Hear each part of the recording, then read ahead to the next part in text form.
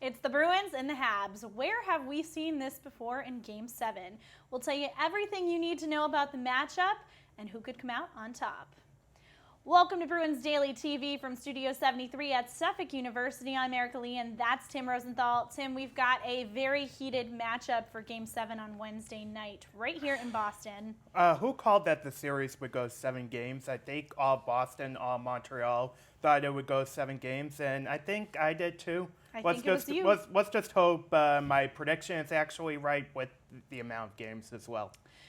With the amount of games and who comes out on top. Yes. Let's talk a little bit about Tuukka Rask and Carey Price in this series so far. Now, we know Tuukka has got a 190 goals against so far in the playoffs this year. Carey Price with a 272. But Price has really shown what he can do in this series so far. I think in the first few games especially, he was in the Bruins' head at some point during the course of the game. Games 4 and 5, even though Price let up that goal, I don't necessarily think it was his fault. Matt Fraser just made a nice play on Douglas Murray, out of all people. And I think there's a reason why Douglas Murray is sitting on the bench. But Price, in Game 5, I think the Bruins just outplayed him. In Game 6, he might not have been tested that much, but he made the saves when he needed to.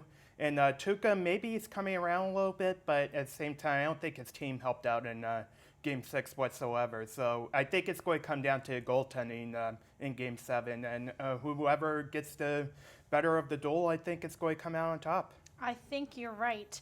Now, let's talk a little bit about the style these two teams are playing. Physical versus finesse here. And obviously, this is Coach Therrien's first Game 7 in the playoffs ever. Claude Julien and his crew have been here before. Yeah, 8 times before under Claude. They're 4-4 under Claude in Game 7 situations. They won 3 of those during their 2011 Cup run. First time any team has done that during the playoffs. At the same time, you look at Therrien. He did lead the Penguins to the Cup in 2008.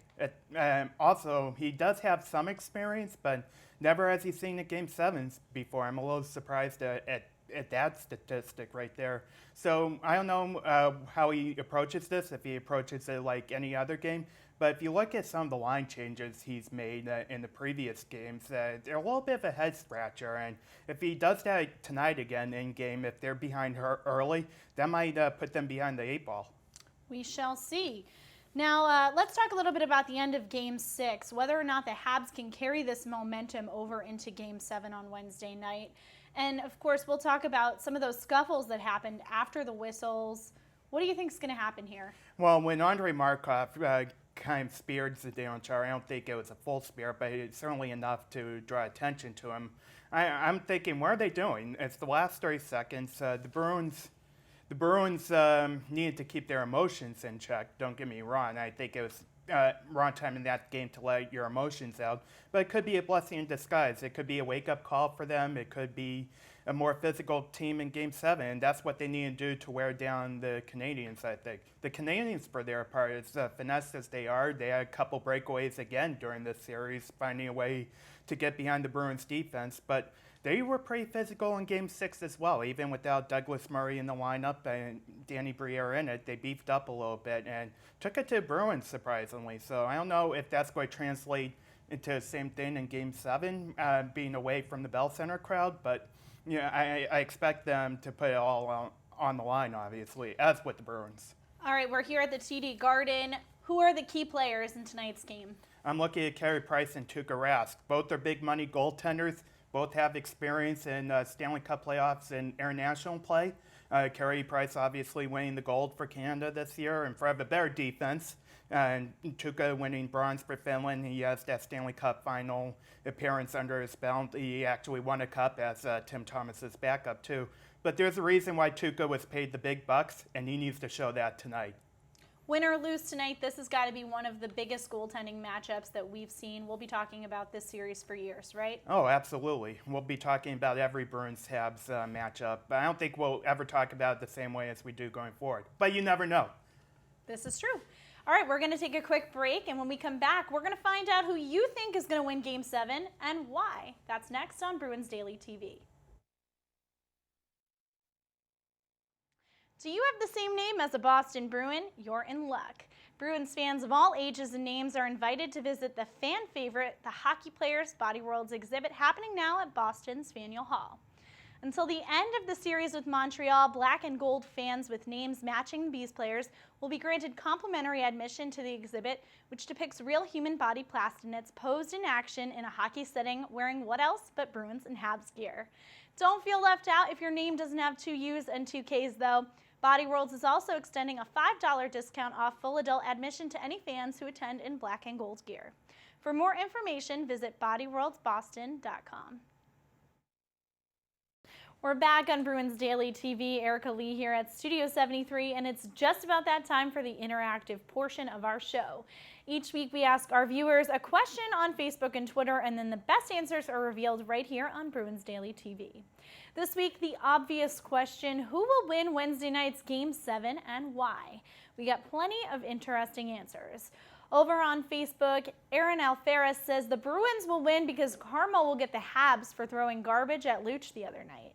Well, Timothy Miller says it all depends on who comes out hard. And Alec Jones says the Canadiens will get a well-deserved shutout when the Bruins win 2-0. On Twitter, Nate Gilbert says it depends on whether the first line can generate some offense.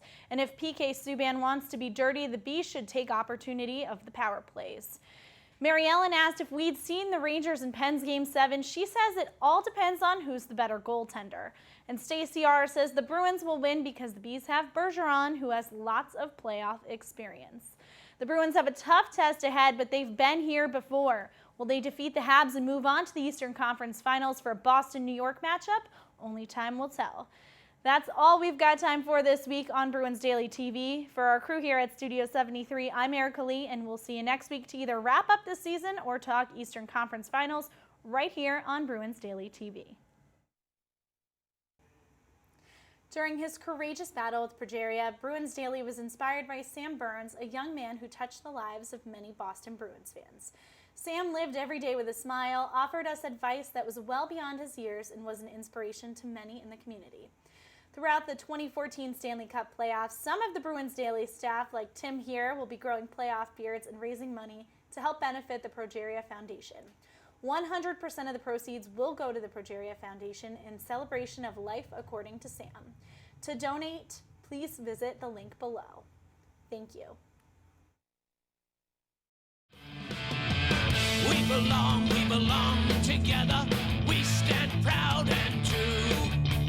Remember when I said that I'd always be there for you?